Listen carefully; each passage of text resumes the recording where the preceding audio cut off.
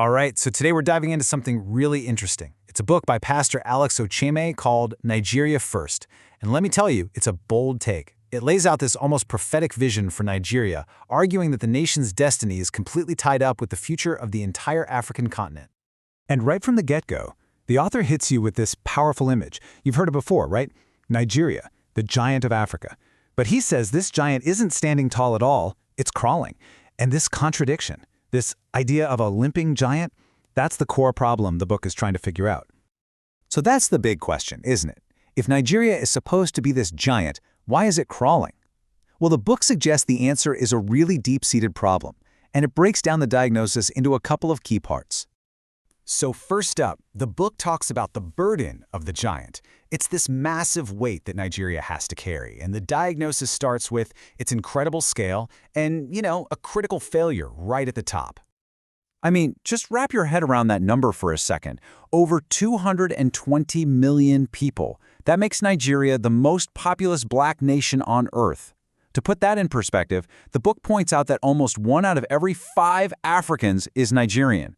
So when Nigeria has a problem, it's not just a local issue, it's a problem on a continental scale. And the core argument here is that all of this massive potential is just being wasted. And this really gets to the heart of what the author says is the main issue, a leadership vacuum. The whole idea is that Nigeria has plenty of politicians, guys who are just thinking about the next election. But what it desperately needs are real leaders, people who think about the next generation. That distinction is absolutely crucial to understanding the rest of the book's argument. But the critique goes deeper than just the people in charge. It's about the whole system of governance. The book calls it a mirage. From far away, it looks like a democracy, but when you get up close, the whole thing just dissolves into an illusion. So this is where we get to a really critical idea in the book, something the author calls money politics. He basically describes it as a cancer at the heart of the system. The idea is leadership isn't earned through vision or service, it's bought. Elections are basically auctions, and once you're in power, it's a business. Your first job is to get your investment back. And you can see how this creates a domino effect, right? The book's analysis shows how this system just inevitably leads to leaders who have no real purpose beyond getting rich. Corruption, that just becomes the way things are done. Citizens, many of them impoverished, become part of the problem by selling their votes just to get by. And worst of all, the youth end up being used as pawns, as tools of violence to keep this broken system going. Now, the book's argument is that this sickness, it doesn't just stay within Nigeria's borders. It spreads. It causes what's described as a continental delay.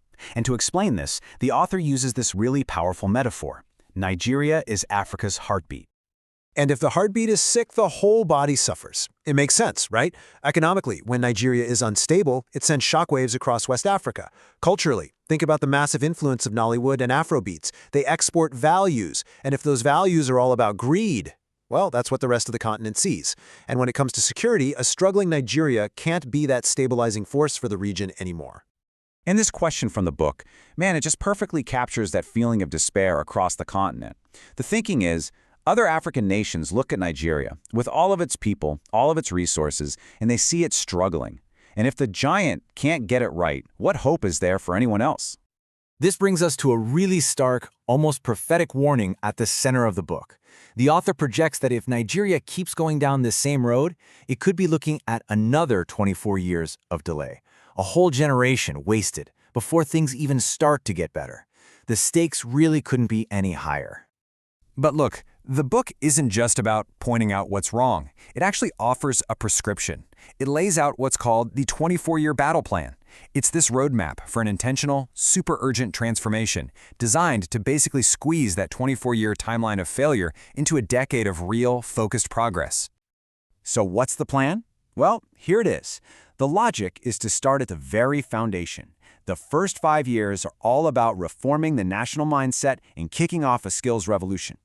Only after that's done does the plan move to rebuilding institutions and actually putting young people in leadership roles.